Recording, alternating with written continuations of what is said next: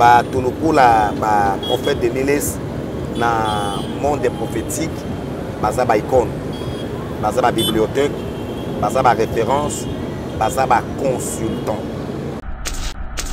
toujours na réseaux sociaux et na quatre réseaux sociaux wana eza ba photocopie na ba photocopie amoni prophète tel pour ne pas citer les noms à copier amoni prophète tel à copier yango esala ki ozomona par exemple Azad serviteur na église Christ bien mais azu modèle il y a pasteur to il y a basango. Est-ce que ça m'a bien? Oui, ce n'est pas bon. Un fils, un enfant doit refléter son père. La Bible dit, le Seigneur a appelé Adam, il a confié à Adam la mission de cultiver la terre et d'élever. Adam Kobotabana, Kayemwana Liboso, cultivateur. Il suit son père. Éleveur, Abel, il suit son père. Mais bien, nous sommes il y a papa limeme oui mais na poni nanga papa lokola Kabundo Alessa aza modèle nanga a inspiré nga mais naza mwana papa limeme on est pourquoi oyebi ba erreur ya Saoul ezala ki cher ma finga pour na David mais ezala ki école pour na David tout ce qui s'y vient là on fait ezala côté positif côté négatif eza école il y a leçon pour na komema biso quelque part. Bah, prophète de Niles, c'est le ba ascenseur, ba escalier, il y a élévation parce que basana ba expérience qui alors par là, j'insiste encore parce que pour n'en avant d'elle, voilà. On a monté à retour à Christ. Voilà. Moi, c'est enseigner les prophétiques. Ok. Démontrer les prophétiques. Ok. Oh, tous les autres les malélos. Frère, derrière toi, je vois ça. Derrière toi, papa n'a pas comme on a été, maman n'a pas comme on a été. D'abord, avant que ce qui maman n'a pas comme on a été, il y a des gens qui n'ont pas maman n'a pas comme on a été. Ça, ce ne sont pas la prophétie. Qui n'a pas de sous-bâtiment biblique. Quelqu'un comme prophète de Niles, il a prophétisé pour Sarkozy qui était maire de la ville, tu deviendras président de la République. Et Salamé. Il a prophétisé pour les choses de l'Est. Et Salamé. Il vient de prophétiser récemment ici. Pour la coupe, il y a un grand homme de Dieu. Salami. Et Salami. Il y a beaucoup de choses. Et tout qu'on sort. Dans le domaine, il y a réalisation. Alors,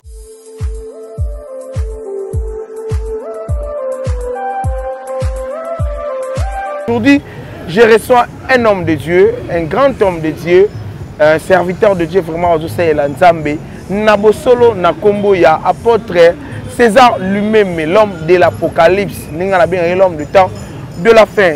Ensemble, na apôtre César lui-même, Torobeta, au Italie, jeunesse congolaise, face à la réalité, aux réseaux sociaux, aux sujet oyo, jeunesse congolaise face à l'église aujourd'hui, jeunesse congolaise, aux jeunes prophètes, jeunes pasteurs, aux jeunes belé, comme Kokende. Convier Mosala Nzambe. Mais est-ce que Bazosala Mosala Nzamba na bosolo? Est-ce que Bazotambola malamu? Et est-ce que le lot de croire na bango que lobby kuna et permettre le lot Nzambe à gagner le lot peuple de Dieu et la jeunesse congolaise ensemble na Mosali Nzambe César lui-même l'homme de l'Apocalypse tokomeka vraiment ko développer en à long et large. Moïse ceux qui déjà dans le même langage tayo qui déjà ko fungolela biso espace na biso. En tout cas, le lot, tolingi to sur la libanda parce qu'on parle de la jeunesse congolaise. Ba bazo les cas partout, bazo tambola. Ebele et ça ba jeune. Ensemble to sur la vraiment libanda awa. Mbote Mosali na Nzambe nde balobaka tout honneur. Il faut kolongola nini. Mbote papa ranga.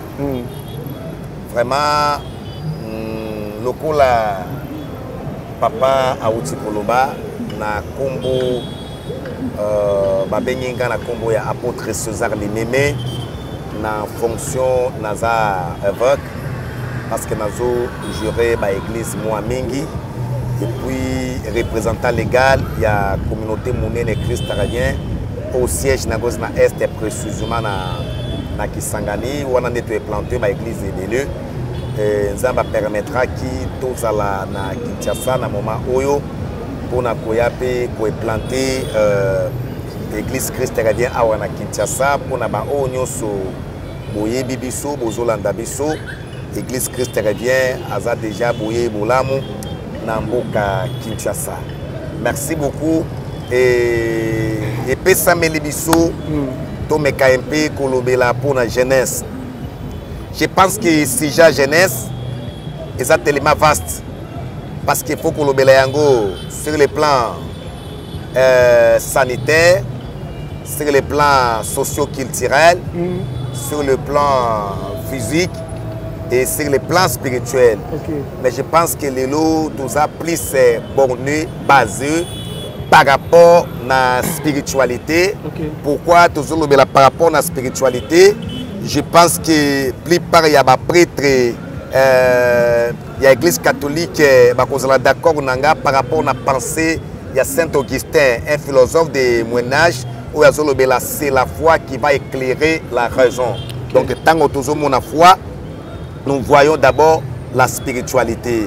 Et je pense que pour nous, il y a l'église de Revers, c'est le spirituel qui domine le physique. Alors, tout ce que nous voyons dans le monde physique est dominé par le spirituel. Yango, comme on a même un philosophe appelé Platon, qui fut disciple de Socrate, tant pour la spiritualité, alors tant mieux aller dans le monde de l'au-delà. Parce que le monde transcendantal n'est que la représentation du monde de l'au-delà. Or, le monde de l'au-delà, c'est ce qui est spirituel. Alors, la jeunesse, c'est par rapport à la spiritualité, na katia venir na yango, c'est vraiment un sujet pertinent et puis intéressant. D'abord, la première des choses, la vie a 3 étapes. Il y a l'étape de l'enfance, il y a l'étape de la jeunesse, et puis l'étape, il y a vieillesse.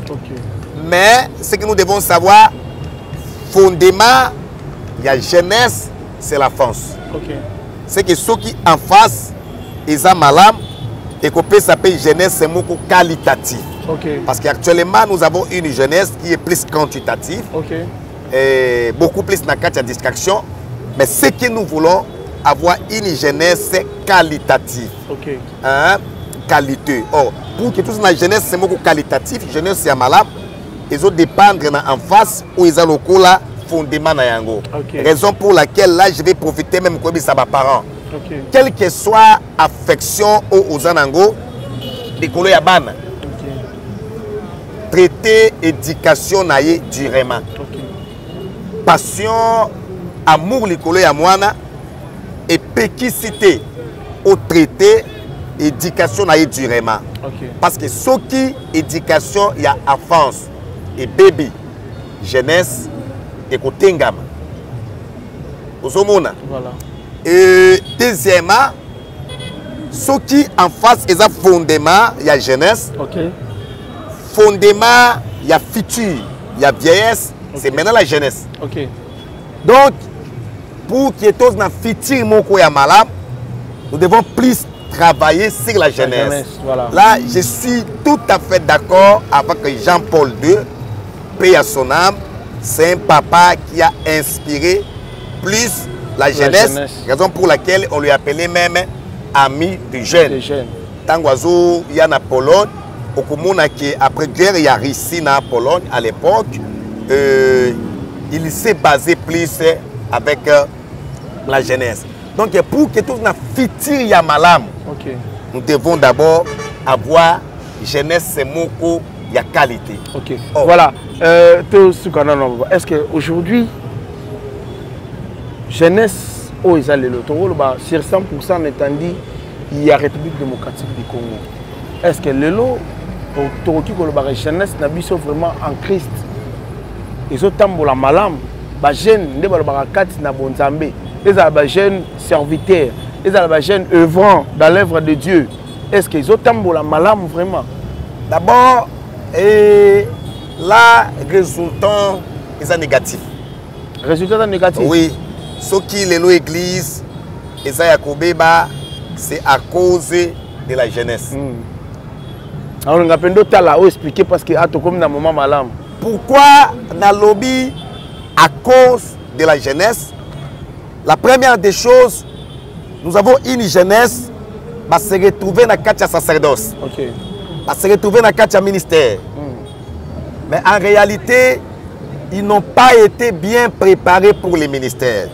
ils n'ont pas été bien préparés pour les sacerdoces.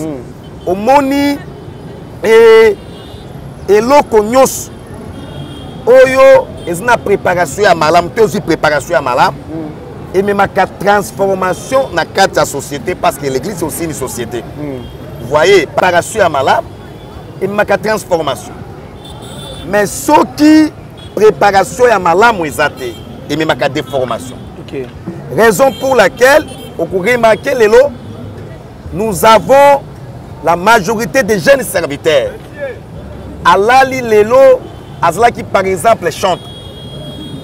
Lobby a fungoli verset moko a parlé à langue a comme prophète et prophétesse.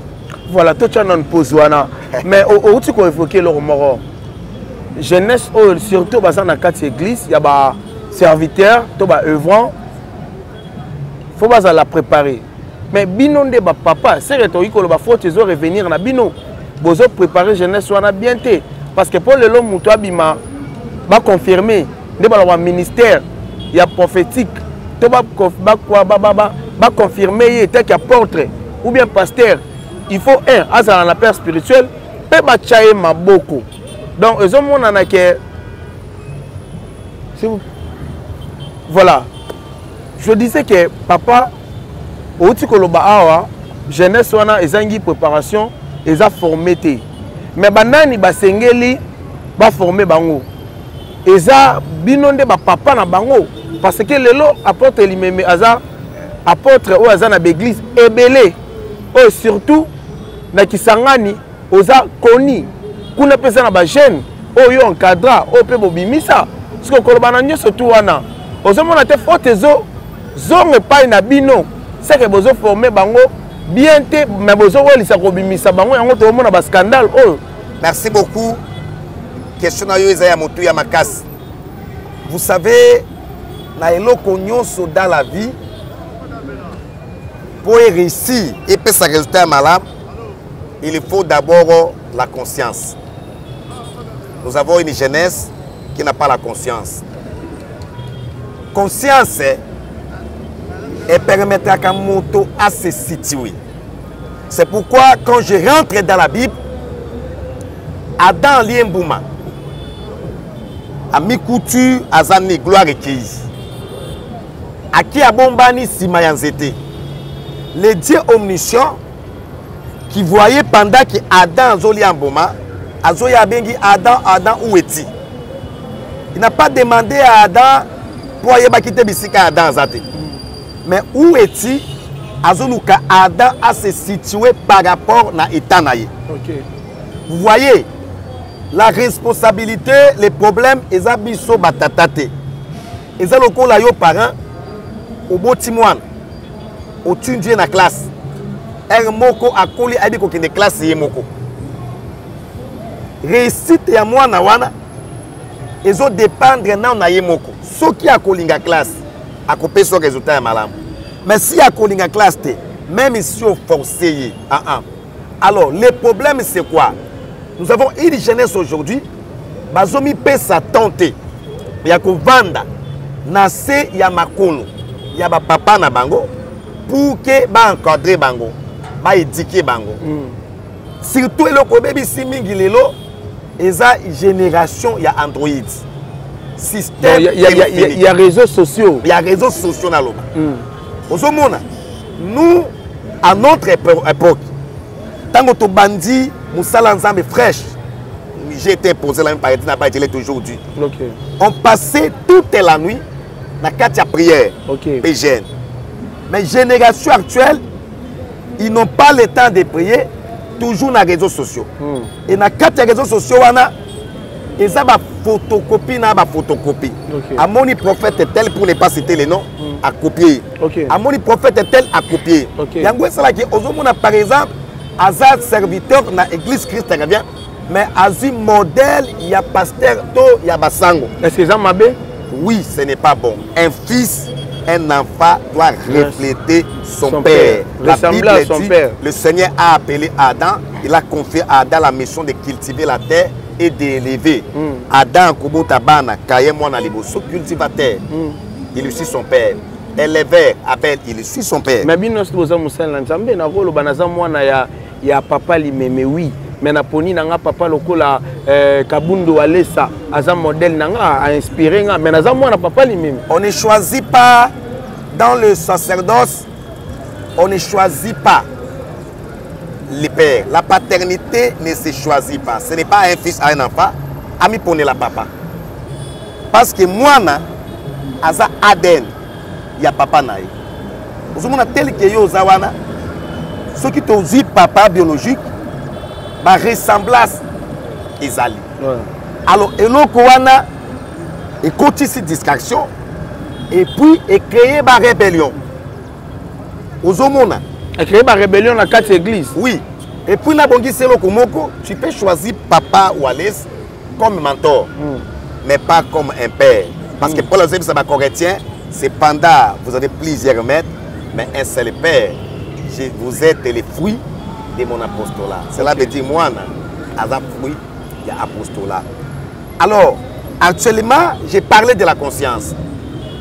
Quand il n'y a pas la conscience, Moutou a commis un bâté. Aux hommes, par exemple, la miyebi qui naza apôtre, naza évêque. Na kati ya musalonga na poni, eza musala ya honneur, eza musala ya dignité. Mais si déjà na sombi pantalo, loko la jeunesse alelo, ya malamu kabo, na bandi ko pasola yango, na tina nzoto. Cela veut dire wana na yebi musala na ngate na mi yebite. OK. Nazanan. De la même manière, naza apôtre par exemple, na kati ya sacerdoce yanga, epekisi kozwa basi. Epekisi komela likaya. Epekisi komela mela masanga. Mais si tu na komi kokot na kati ya ba boîte, na ba terrasse, na zo melança la o bato nyozo basalaka, cela veut dire na mi yebite.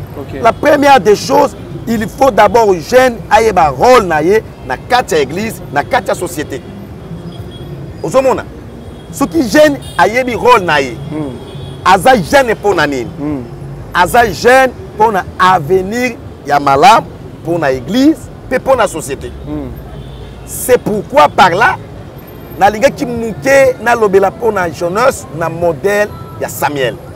Je pense que ça va aider beaucoup de gens. Parce que la jeunesse au modèle de Samuel et que peut sabi soto e ba lolenge ya jeunesse autozolo. La première des choses,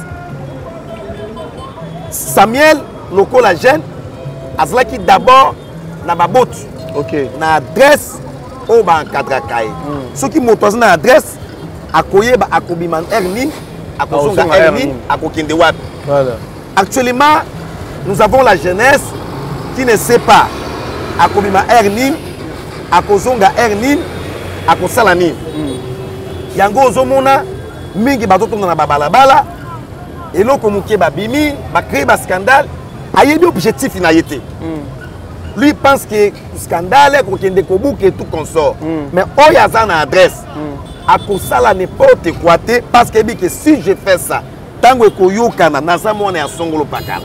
Voilà, papa to vande sika wana lobi kozala na adresse. Lelo to komi na difficulté ya ko différencier basal nzambe pourquoi?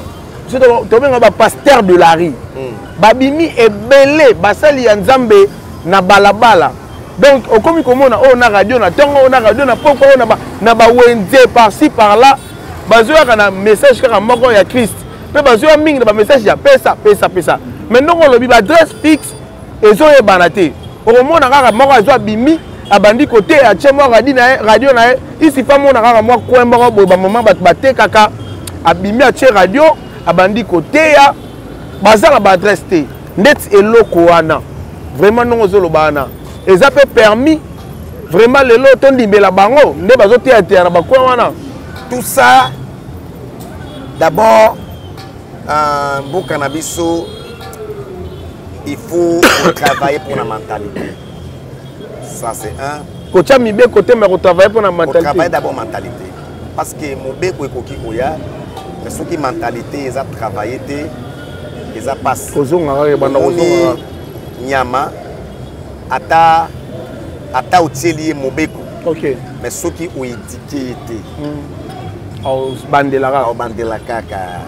première des choses, la loi c'est bien, mais il faut aussi travailler avec la mentalité. Ça, okay. La deuxième des choses, okay. C'est le désir charnel, l'amour de l'argent. Au départ, l'évangile était yamaki pour sauver les âmes. Okay. Mais actuellement, l'évangile n'est plus basé pour sauver les âmes, mais l'évangile est comme ici qu'il y a le fait que eloko wana ya koluka mbongo ekoti ematisi ba loyer ya ba bayre na ba église ematisi kindumba ematisi milangwa ematisi ambiance na kati église. Oui, na kati église. Surtout na ba jeune ematisi yango. Pourquoi omoni soki mosali ayebike à travailler à la église par exemple, comme vous avez parlé de Papa Wallace, et pas à Papa Wallace. Ou bien pas il y a Paul David Jolang na combat spirituel. Ouais. Akobanga akosala koto parce que soki Papa Wallace ayoki akogangelanga, akotelemelanga. Mais oya zana mutu oya banga kate. C'est très dangereux. Lokola ba serviteur o bazobota mabota lelo, baza sans adresse. Même na ba misu tango bazokende, tozalaka na difficulté ya koyamba bango parce que soki ya gafé et puis on a des problèmes. Okay. Alors tout ça, c'est le désir de l'argent. Okay.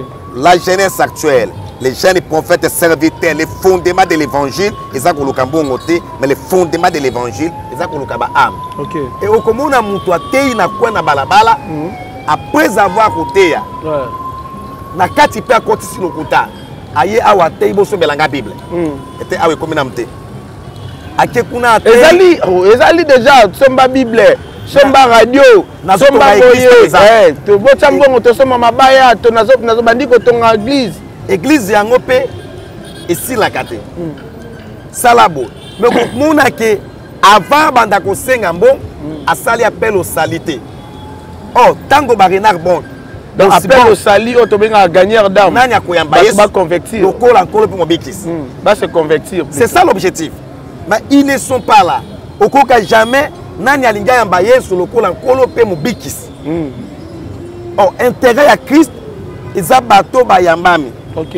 Évangile était yamaki. Aussi d'ici côté ya oyambi yesu toke ko baptiser yo. OK. Demande à tous ces gens là de pas bandi côté. Bato boni ayma bango na mai pour qu'il baptiser bango. Peut-être que tu es mort ta sala baptisé te ba bengi kaka frère prophète normalement. Cela veut dire à rater l'éducation sacerdotale. Et yango moni à cause de la précipitation à biloko wana et boti ba prophète à mabe ebele lelo. Azoya awa akundjelo ko leboswa lopango nzamba la kisinga. Et puis dans leur prophétie nazo mona kufa. Bazina message musute. Nazo mona kufa, nazo mona bandoki bakangyo, nazo mona mabe.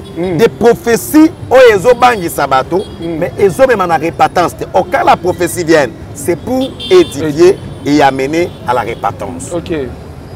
Et c'est ça le problème. Okay. Yango comme on a Samuel et l'autre liboso il faut maman naye Anne amemaye na itumbelo na sacerdoce pembeni ya elinganga nzambe. Okay. Et pour que maman amemaye il faut non Samuel abima na mabele as la bébé spiritualité. Ba porte ndeti yo oza mosala nzamba monene oza na ba église ebele mais yango ndete ezolingaka po ozala na succès po bayeba yo po omibenga makaka prophète. Ceux qui poteli ba jeune ngo ebele bazoya kaka ba prophète. Donc po bandima bango fo baya kaka na kombo ki prophète. La première des choses d'abord eloko eboti ba prophète ebele lelo ezanzala. Qui peut dire? Oh, ba prophète ba bote mingi na nzala. Oui, ezanzala nte ezobota ba prophète ebele parce que la majorité ba yebi un apôtre c'est le fondement. Okay. C'est l'enseignement. Okay. Un docteur, c'est l'enseignement. Même le ministère prophétique, on a le ministère prophétique est basé sur l'enseignement. Ce sont les prophètes des bases mieux placés pour expliquer ce livre et Apocalypse, Ézéchiel, livre prophétique. Okay. Mais un prophète qui n'enseigne pas Armageddon, il ne parle pas des batailles d'Armageddon. Tout ce qui est de l'eschatologie, Okay. les prophètes ne parlent pas. Ils ne parlent pas pour la seconde venue à Christ. Okay. Alors que vous remarquez, dans son alliance, tous les prophètes, qui pour la première venue à Christ, dans la nouvelle alliance, avec les apôtres, dans Jean, dernier prophète, dernier apôtre a travaillé comme prophète. Alors, pour la seconde venue à Christ par rapport au livre Apocalypse. Livre prophétique. Mais vous allez remarquer, avec ces gens, parce qu'ils savent, les ministères prophétiques, il est là, et comme il y a la marchandise et un bis. Ok. Likolo ya lungu bamba tekelaka. Ok. Et comme le la marchandise ya biloko. Ok. Awa na kobeta bo. Ola telamba rouge. Kola zo talisanga. Mutu akanga yo tata mwasi. Bisiko zo vanda. Balinga kayote. Mais bisika mutu zo vanda ça toujours na bato ba koboya na bato ba kolinga. Le fait que cupidité, qui Laodicée, j'insiste sur ça. Qui Laodicée. Et koti na kati mingi o pola zoloba. Dans le dernier jour, les gens abandonneront la sainte doctrine pour s'attacher à la doctrine des démons. Okay. Et les ministères prophétiques ont abandonné la sainte doctrine pour s'attacher à la doctrine très matérielle. Et influencer les jeunes et les 100%, les jeunes, 80% sont des prophètes. Et puis il y a un qui il y a l'okuta, qui souffre. Or les prophétiques, ils ont souffert. C'est Dieu dans l'homme. Mais l'élo, bon, madame, tu as vu un épisode, Marambo au papa, est-ce que vous assurez que vous allez le bienvenu pas ya jeune prophète sinon que na babino papa botskel muke bango minde bat bakomi ko envahir église ya Congo ba jeune nango est-ce que net na ba maté ya bo na ba enseignement ya bo ceux qui boza 3 4 vous allez bienvenu ba rebondisa bino te omoni mabe et cause na 10 000 personnes et que solo azayi moko tikala côté à solo cause la yomoko qui de côté à madose na 10 000 personnes. Le problème c'est quoi? L'objectif est un ministère et ça commis ça la popularité pour se payer sa batoute mais accomplir la mission que le Seigneur vous a donnée. Demandez à tous ces jeunes prophètes les missions que le Seigneur vous a données par rapport au ministère, par rapport à Moussala. Mais le pasteur de Nulé, ce n'est pas la prophète, mais à hauteur au côté de la Bible, moi, bon, à hauteur côté à sur Marambongo, les problèmes, à dénoncer à Bamakambaman qui on a, à dénoncer à Bamakambouya, belé, mais et causer là qui est problème. Je voulais épingler une chose, même si on ne veut pas, dans la matière, il y a un caractère prophétique. Et puis pour ceux-là qui discernent les prophétiques, pasteur Denis Lesseux, c'est un prophète. Je ne vais pas entrer dans ma cambouille. C'est un prophète? Oui. Un vrai prophète? Il y a des jours où on a avec des signes. Quels sont les signes pour qualifier que celui-ci c'est un prophète? Mais osons confirmer, le pasteur Denis Lesseux est un prophète? Oui, il y a des preuves. D'abord, la première des choses, un prophète, alors il est passé. Alors, futur, actuellement, il parle des choses, l'historique qui a prophète de Nélis, comme on dit, ministère de la réalité est belé, ils ont la Nzela ya Kana, Mata, Kuta, Mata, Kita, et ministère de la Kalokola Ibale, la fleuve, et Mati, et Kiti. Alors, difficulté, moi, quand tout ça, Nangolelo, Nambo Canabiso, tout s'attache à mingi côté à faiblesse ya moto. Mais du côté positif de ignorer kayango noki et pas na biso on élève quelqu'un mutako makamala tango akufi de to betele mabo. Mais une fois za na bomoi on ignore côté positif na ye to tombo le côté négatif. On a bamboka comme ça ba pays anglophone bisika to tamboli ba Nigeria ba Ghana ba Tanzanie bamboka belé to tamboli na sango malam. Ce ne sont pas les cas. Tout le prophète de Nélis dans le monde prophétique, il y a des icônes, il y a des bibliothèques, il y a des références, il y a des consultants. Il faut que vous consultez. Pourquoi? Il y a des erreurs à Saoul, et là qui cherche ma finger pour David, mais là qui est école pour David. Tout ce qui s'y vient là offert, et c'est le côté positif, côté négatif, et ça école, il y a leçon pour nous commémorer sur quelque part. Bah prophète Denis c'est pas ça le là ascenseur, bah escalier, il y a élévation parce que bah ça n'a expérience qui délivre. Alors par là, j'insiste encore na Congo, hein, dans le domaine prophétique, on ne peut pas ignorer les prophètes de l'Église. Voilà. Bien qu'il n'y a pas le temps, il y a des jours où je vais parler sur les signes prophétiques, d'abord dans l'homme, dans les ministères. Prochainement, parce que nous sommes à la fin déjà. Le signe pour comprendre, parce que pour nous avons inventé, voilà. Nous avons monté à Christ. Voilà. Moi, c'est enseigner les prophétiques. Ok. Démontrer les prophétiques. Ok. Oh, tous les autres les malélos. Frère, derrière toi, je vois ça. Derrière toi, papa n'a pas comme on a été, maman n'a pas comme on a été. D'abord, avant que tu maman n'a pas comme on a été, il y a des gens qui n'ont pas maman n'a pas comme on a été. Ça, ce ne sont pas la prophétie. Qui n'a pas de sous-bâtiment biblique. Quelqu'un comme prophète de Nélès, il a prophétisé pour Sarkozy, qui était maire de la ville, tu deviendras président de la République. Et Salamé. Il a prophétisé pour les choses de l'Est. Et Salamé. Il vient de prophétiser récemment ici. Pour la coupe, il y a un grand homme de Dieu. Salami. Et Salami. Il y a beaucoup de choses. Et tout qu'on sort. Dans le domaine, il y a réalisation. Alors, moi, personnellement, je disais même un jour, comme na Kisangani, à Mekakolobela, sur les ministères et ses réalités. Voilà, merci beaucoup. Merci apôtre Limeme, César Limeme, Peuple de Dieu, Banana Nzambe, jeunesse congolaise, na prometa kibino, na plateau na biso, na Libanda, on va parler de la jeunesse parce que monsieur est à la voix des jeunes. La plus la jeunesse, émission on la plus basée sur la jeunesse congolaise. Alors Lelo, to Bengisaki, apôtre César lui-même, on a promis kibino de temps à temps na plateau pour Lelo ba église comme belé, ba jeune prophète, ba commis belé, ba tei, surtout ba jeune, ba pansani belé na étendi à ville à Kinshasa. Tobi ko ba te ba vrai na ba faux. Yango le roi ba papa le roi ba prophète César lui-même faut ba yaka Lelo ko le kaka pona ko luka ko lakisa biso ko wapi ya solo te. Papa César to komi na suka moi quelques références na yo soki bandeko ba ngba zwao ba omona wapi et puis ba contact na yo. Vraiment, Nazana Kinshasa, na planté église. C'est bien que Kalate n'a coupé sa adresse fixe par tous en recherche. Il y a beaucoup de place. Il faut toute l'église. Peut-être que Dabiso, aux commissionnaires, pour qui Kosungabiso na place, pour qu'on ait un malam. Naïa pour planter l'église Christ chrétien. Où il bâtit le loté, il bana utakala. Mais on attendait le temps de Dieu pour que tout le monde à Kinshasa.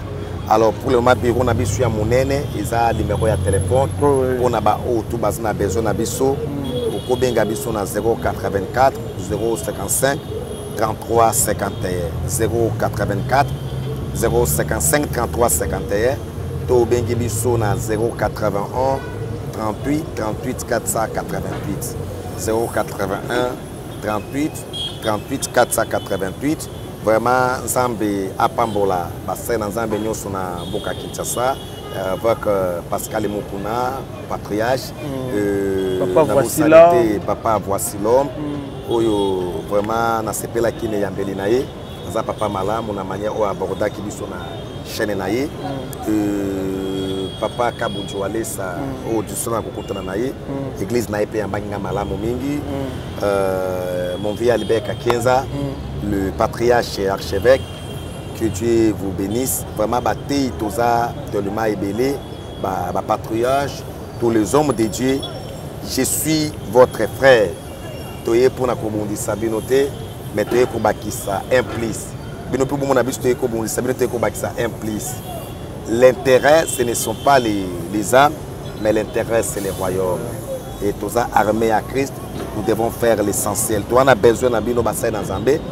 Conseil nabino ba idée nabino pembe nabiso et de la même manière biso plutôt la utile pour nabino lobby vraiment voilà. C'est ça l'essentiel nzamba pa pour la biso voilà si pe na yo papa Gabi papa Bob pardon voilà.